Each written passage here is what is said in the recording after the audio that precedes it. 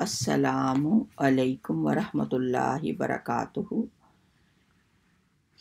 الحمدللہ رب العالمین، الصلاۃ والسلام علی سید المرسلین، امام المتقین، خاتم النبیین وعلی آلہ وصحابہ اجمعین، اما بعد، اعوذ باللہ من الشیطان الرجیم، بسم اللہ الرحمن الرحیم۔ لقد کان لکم فی رسول اللہ اسوۃ حسنۃ لمن کان یرجو اللہ والیوم الآخر وذکر اللہ کثیرا۔ تمہارے لیے رسول صلی اللہ علیہ وسلم کی ذات بہترین نمونہ حیات ہے، ہر اس شخص کے لیے جو اللہ سے ملنے اور یوم آخرت کی امید رکھتا ہے۔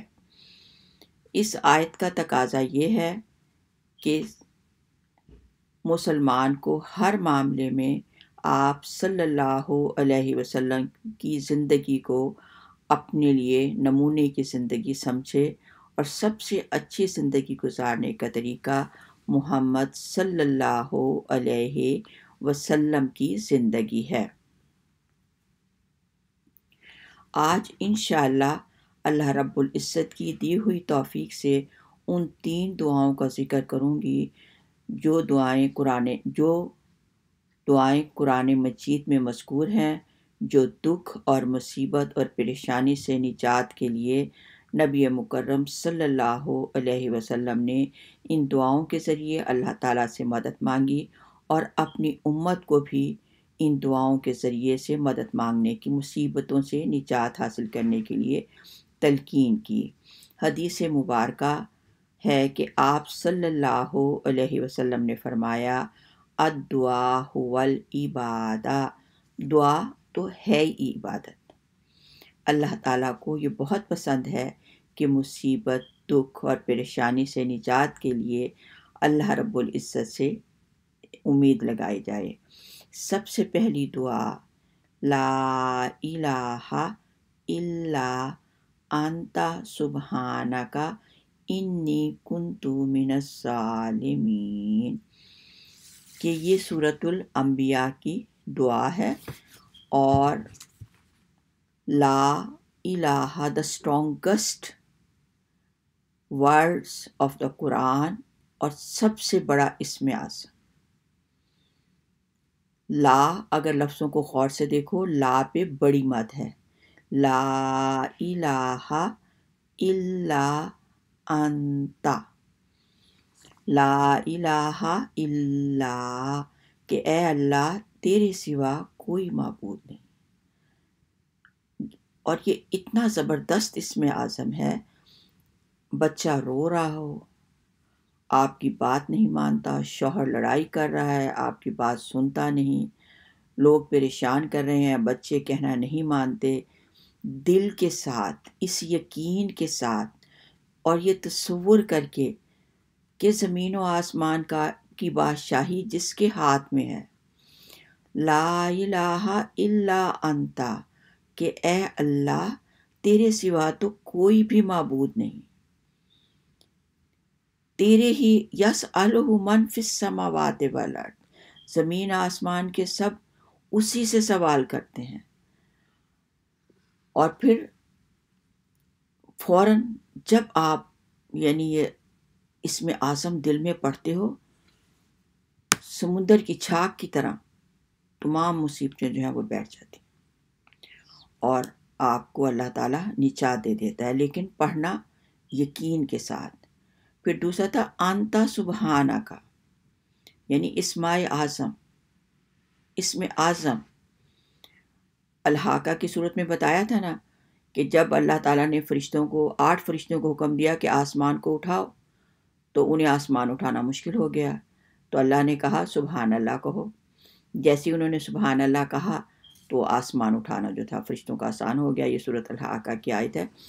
تو وہاں پر پھر فرشتے اس کا ورد کرنے لگے اور کہا کہ اے اللہ اگر تیرے بندے بھی سبحان اللہ کا ورد کریں گے تو وہ بھی، ان کے لیے بھی مشکل امور جو ہیں وہ اتنے ہی آسان ہو جائیں گے۔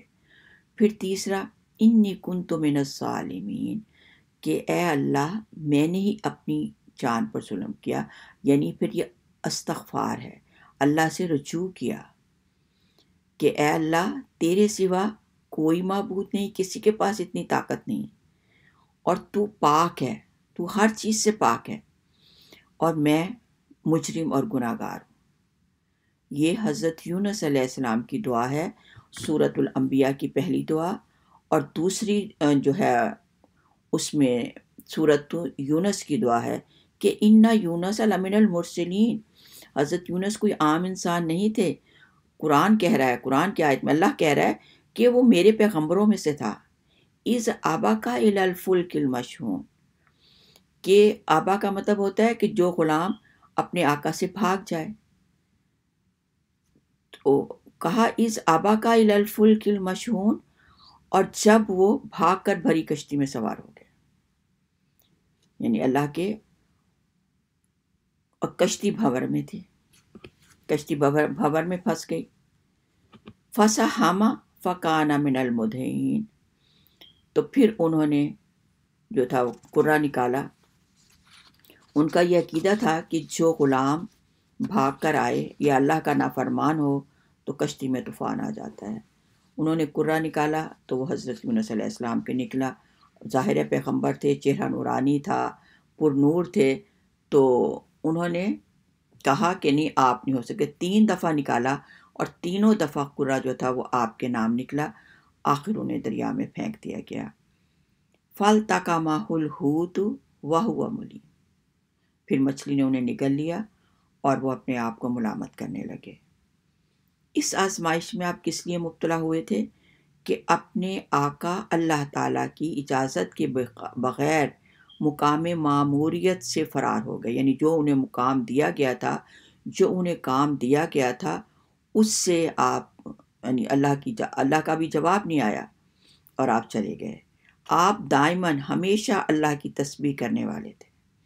جب آپ نے مچھلی کے پیٹ میں اور سمندر کی گہرائی میں اپنے آپ کو زندہ پایا تو انہوں نے اللہ سے ان کلمات کے ذریعے رجوع کی۔ پھر اللہ تعالیٰ قرآن پاک میں ارشاد ہے فَلَوْلَا أَنَّهُ كَانَ مِنَ الْمُسَبِّحِينَ، کہ اگر وہ اللہ کی پاکی بیان نہ کرتے لَلَبِثَ فِي بَطْنِهِ إِلَى يَوْمِ يُبْعَثُونَ، تو ہم تو مچھلی کا پیٹ حضرت یونس قیامت تک مچھلی کا پیٹ حضرت یونس علیہ السلام کی قبر بنا رہتا۔ تو پھر کتنے بڑے عطاب سے اللہ تعالیٰ نے ان کلمات کے ذریعے حضرت یونس علیہ السلام کو دعا دی، اور پھر کہا فَاسْتَجَبْنَا لَهُ، بس ہم نے ان کی دعا سن لی، وَنَجَّيْنَاهُ مِنَ الْغَمِّ، اور ہم نے انہیں غم سے نجات دی، پھر ہدایت کر دی تمام لوگوں کو۔ وَكَذَلِكَ نُنْجِي الْمُؤْمِنِينَ، اور ہم اپنے مومنوں کو بھی، جو بھی اس دعا کے ساتھ اللہ کو پکارے گا، ہم انہیں بھی نجات دیں گے، انہیں بھی نجات دیں گے۔ کا شکر گزاری عذاب سے بچاتی ہے۔ اگر تم اللہ کے شکر گزار ہو اور اس بات پر یقین رکھتے ہو کہ ہر دکھ اور تکلیف، کہ کوئی آپ کے دکھ اور تکلیف دور نہیں کر سکتا الا ہو، وما یفعل اللہ بعذابکم، اللہ تمہیں عذاب دے کر کیا کرے گا، وکان اللہ شاکرا علیما، اللہ تو بہت ہی شاکر یعنی قدر شناس ہے۔ سیدنا عبداللہ ابن عباس سے اب حدیث کی روشنی بتا رہی ہوں اس آیت کی، کہ روایت کرتے ہیں کہ ایک مرتبہ صلی اللہ علیہ وسلم کی موجودگی میں نماز پڑھ رہا تھا۔ آپ صلی اللہ علیہ وسلم کے ساتھ سیدنا ابو بکر رضی اللہ تعالیٰ عنہ اور سیدنا عمر رضی اللہ تعالیٰ عنہ بھی تھے۔ آپ یعنی جو ہے نفل نماز پڑھ رہے ہوں گے، تو کہا کہ میں نے التحیات کے بعد درود ابراہیمی پڑھی، درود ابراہیم کو پڑھا، اور پھر اس کے بعد میں نے ربی چلنی مقیم الصلاۃ ومن ذریتی ربنا وتقبل دعا، یہ بھی اتنی پیاری دعا ہے کہ اگر ربی چلنی کہ اے اللہ مجھے بنا دے نماز قائم کرنے والا، پھر اپنی اولاد کو اپنی آنکھوں کے سامنے رکھو، وَمِن ذُرِّيَّتِي، اور میری اولاد کو بھی، ربنا وتقبل دعا، کہ اللہ میری دعا کو قبول فرما، ربنا اغفر لی، کہ اللہ مجھے بخش دے اور میرے والدین کو بخش دے، تمام مومنین کو بخش دے روز قیامت۔ تو پھر اس کے بعد میں نے لا الہ الا انت سبحانک انی کنت من الظالمین پڑھی، اور اس کے بعد تمام دعائیں جو قرآن پاک میں مذکور تھیں ان کے بعد میں نے ربنا آتنا ان کو پڑھا، اور پھر اس کے بعد ربنا آتنا فی الدنیا حسنۃ فی الآخرہ حسنۃ وقنا عذاب النار کہہ کے میں نے سلام پھیرا۔ تو اس وقت نبی مکرم صلی اللہ علیہ وسلم نے فرمایا، مانگ تجھے دیا جائے گا، جو تو مانگے گا وہ تجھے دیا جائے گا، مانگ اللہ سے جو تجھے دیا جائے گا۔ یعنی کہیں پہ نہیں لکھا ہوا کہ آپ نے 1,00,000 پڑھنا، 100 دفعہ پڑھنا، 10 دفعہ پڑھنا۔ آپ نے اس ذکر کو اٹھتے بیٹھتے چلتے پھرتے کام کرتے جہاں ہو آپ اس ذکر کو جو ہے وہ کرنے کی اجازت ہے۔ یہ احادیث میں باقاعدہ لکھا گیا ہے۔ دیکھو، قرآن پڑھنے کے لیے آپ کو وضو کی ضرورت ہے، پاک جگہ کی ضرورت ہے، قبلہ رخ بیٹھنے کی ضرورت ہے۔ اسی طرح نماز پڑھنے کے لیے آپ کو قبلہ رخ وضو کرنا، قبلہ رخ ہونا، نماز کے لیے پاک جگہ کا ہونا، لیکن ذکر اللہ کے لیے آپ کو کسی چیز کی ضرورت نہیں ہے۔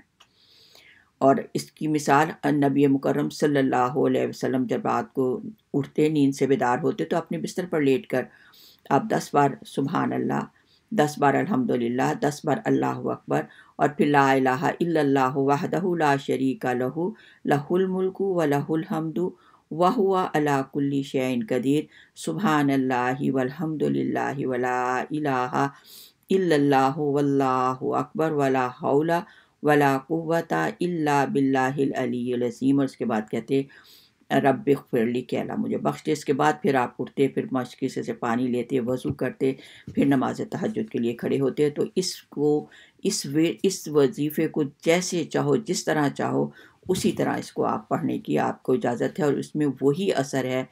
اور لوگ جو ہیں، میں نے کتنے لوگ ایسے دیکھے ہیں جو بیٹھے ہیں اکٹھے، پیالے میں پانی ہے، تسبیح رکھی ہوئی ہے مشکلات کے ساتھ، میں ان کے بارے میں کچھ نہیں کہتی، لیکن اللہ نے تمہارے لیے دین میں کوئی تنگی نہیں رکھی۔ دوسری دعا جو نبی مکرم صلی اللہ علیہ وسلم نے درج کی، انس بن مالک رضی اللہ تعالیٰ عنہ اور سعد ابن ابی وقاص سے روایت ہے کہ نبی مکرم صلی اللہ علیہ وسلم مشکل اور تکلیف میں کثرت سے اس دعا کو پڑھا کرتے تھے، اور وہ کون سی دعا تھی؟ یا حیو یا قیوم برحمتک استغیث، اس میں کہ اے زندہ اور قائم رکھنے والے رب، میں تیری مدد کا طلبگار ہوں۔ یہ وہی دعا ہے جو بدر کے مقام پر نبی مکرم صلی اللہ علیہ وسلم نے پڑھی تھی، اور مقام بدر پر وہ جگہ بھی، یعنی ابھی بھی جو ہے لوگ وہاں جاتے ہیں اور جا کے یہ دعا پڑھتے ہیں کہ کفار نے قسم کھائی تھی کہ آج ہم محمد صلی اللہ علیہ وسلم اور ان تمام مسلمانوں کا جو ہے ختم کر دیں گے۔ تو آپ نے اللہ سے رو رو کے رات کے وقت تنہائی میں دعا مانگی تھی کہ اللہ، اگر یہ آج مٹھی بھر مسلمان ختم ہو گئے تو دنیا میں تیرا کوئی نام لینے والا نہ ہوگا۔ حضرت ابو بکر جو پریشان تھے کہ آپ اتنی دیر سے اللہ کی بارگاہ میں جو ہے دعا کر رہے تھے، یہاں تک کہ آپ کی سر مبارک سے چادر جو تھی وہ کھسک کے گر گئی۔ تو جب آپ نے دعا کے بعد سر اٹھایا تو کہا، اے ابو بکر مبارک ہو، حضرت میری دعا قبول ہوئی۔ حضرت جبرائیل علیہ السلام سرد دستار پہنے زمین اور آسمان کے درمیان گھوڑے پر سوار ہیں، اور اللہ رب العزت نے فرشتوں کے مرتب دستوں کے ذریعے نبی پاک صلی اللہ علیہ وسلم کی مدد کی بدر کے میدان میں، اور تمام بڑے بڑے سردار 70 جو تھے وہ اس میں مارے گئے تھے، اور اللہ نے اپنے بندے کی دعاؤں کا اثر تو آپ نے قبول کی۔ اور پھر اس کے بعد اس میں بھی اسماء حسنہ ہے۔ اللہ تعالیٰ تیسری دعا، اللہ تعالیٰ نے تیسری دعا جو حسبنا اللہ و نعم الوکیل، یہ سورۃ آل عمران کی آیت نمبر 173 ہے۔ جب منافقین نے آپ صلی اللہ علیہ وسلم سے کہا کہ کفار آپ سے لڑنے کے لیے کفار نے بہت بڑا لشکر تیار کیا ہے، بس آپ ان سے ڈرو اور یعنی لڑائی سے باز آ جاؤ۔ تو آپ نے اور اللہ اور مومنین کا ایمان اور زیادہ بڑھ گیا، اور وہ کہنے لگے حسبنا اللہ و نعم الوکیل، اور اللہ تعالیٰ نے مسلمانوں کو جو تھی وہ فتح دی۔ حضرت عبداللہ ابن عباس سے روایت ہے کہ حضرت ابراہیم علیہ السلام نے اس کو اس وقت پڑھا حسبنا اللہ و نعم الوکیل جب ان کو آگ میں ڈالا گیا۔ جب ابراہیم کو آگ کے الاؤ میں ڈالا گیا تو فرشتے یہ عالم دیکھ کر سجدے میں گر گئے، کہنے لگے اے مالک، تیرے خلیل کو آگ میں ڈال دیا گیا۔ کہا جبرائیل دیکھو۔ ابراہیم نے کہا، جبرائیل آئے اور کہا ابراہیم کوئی حاجت؟ کہا یسألہ من فی السماوات والارض یا حیو یا قیوم برحمتک استغیث، کہ میں زندہ اور قائم رکھنے والے اللہ کی مدد کا طلبگار ہوں۔ جبرائیل مجھے تم سے کوئی مدد نہیں چاہیے۔ اور جو آپ کے آخری الفاظ تھے وہ تھے حسبنا اللہ و نعم الوکیل، کہ میرا اللہ میرے لیے کافی ہے اور وہ میرا بہت اچھا وکیل ہے۔ تو اللہ پاک کا حکم اس سے پہلے پورا ہو گیا کہ ابھی آپ آگ میں ڈلے نہیں، اور اللہ نے اس دعا کی برکت سے پہلے حکم پورا کر دیا، وَقُلْنَا يَا نَارُ كُونِي بَرْدًا وَسَلَامٌ عَلَىٰ ابراہیم۔ آگ بحکم الہی جو تھی وہ گلزار ہو گئی۔ آپ نے کوئی حاجت طلب نہ کی، صرف اور صرف اپنے پروردگار پر بھروسہ رکھا۔ حضرت ابراہیم علیہ السلام نے 40 دن آگ میں رہنے کے بعد جب باہر آئے تو کہا کہ جتنی اچھی زندگی میں نے آگ میں گزاری، اس سے پہلے میں کبھی اس کا تصور بھی نہیں کر سکتا تھا۔ لیکن اس کے باوجود بھی کوئی شخص ایمان نہ لایا۔ تو پھر اس نے جو نمرود تھا اس نے آپ کے مقابلے کے لیے ایک لشکر کو تیار کیا۔ تو پھر آپ نے اللہ رب ذوالجلال سے دعا کی کہ اے اللہ مجھے آپ کی مدد چاہیے، یا حیو یا قیوم برحمتک استغیث۔ تو اللہ تعالیٰ نے مچھروں کا ایک لشکر بھیجا، جس نے یعنی آسمان سے لے کر سیاہی مچھر، اتنے مچھر بھیجے کہ دن تاریک ہو گیا، اور جس نے نمرود کے سپاہیوں کا گوشت، پوشت، ہڈیاں تک کھا لی، اور یہاں تک کہ ایک مچھر ناک کے ذریعے نمرود کے دماغ میں پہنچا اور اس کا مغز کھانے لگا، اور اس سے اس کو اتنی شدید تکلیف ہوتی تھی، اور جب تک اس کے سر پر یعنی کوئی چیز نہیں ماری جاتی تھی تو اسے چین نہ آتا تھا، اور اسی دکھ اور اسی شدت غم میں، اسی تکلیف کی شدت میں وہ اس دنیا سے رخصت ہو گیا۔ اور اللہ کتنا بڑا یہ اللہ کا احسان ہے، وَاجْتَبَاهُ رَبُّكُمْ، اللہ نے تمہیں چن لیا، یعنی ہم خوش نصیب ہیں۔ اس سے بڑی خوش نصیبی کیا ہوگی کہ ہم امت محمدی میں اللہ تعالیٰ نے ہمیں بنایا۔ وَمَا جَعَلَ عَلَيْكُمْ فِي الدِّينِ مِنْ حَرَجٍ، اور اس نے تمہارے لیے دین میں کوئی تنگی نہیں رکھی۔ وَاعْتَصِمُوا بِاللَّهِ، پس اللہ کی کتاب کو مضبوطی سے پکڑ لو۔ وَأَقِیمُوا الصَّلَاةَ، نماز قائم کرو۔ وَآتُوا الزَّکَاةَ، نماز ادا کرو۔ ہوا مولاکم، وہ تمہارا مولا ہے۔ فَنِعْمَ الْمَوْلَىٰ وَنِعْمَ النَّصِيرُ، کیسا اچھا مولا اور کیسا اچھا، what an excellent patron and what an excellent helper۔ اللہ تعالیٰ کا اگر آپ کو اللہ پر توکل ہو اور دعاؤں کو اس یقین کے ساتھ پڑھا جائے کہ جو میں نے دعا مانگی ہے وہ اللہ کی بارگاہ میں ضرور قبول ہوئی ہے، اور میری اپنی پرسنل آپ سے دعا ہے کہ جب آپ ان دعاؤں کو پڑھیں قرآن کی، تو ان کو ایک بار اپنی زبان سے ضرور ادا کریں، جیسے اس کو ضرور ادا کریں، تاکہ آپ کو معلوم ہو کہ آپ نے کون سی دعا مانگی ہے دل کے ساتھ۔ اللہ سبحان ربک رب العزت عما یصفون، سلام علی المرسلین، والحمد للہ رب العالمین۔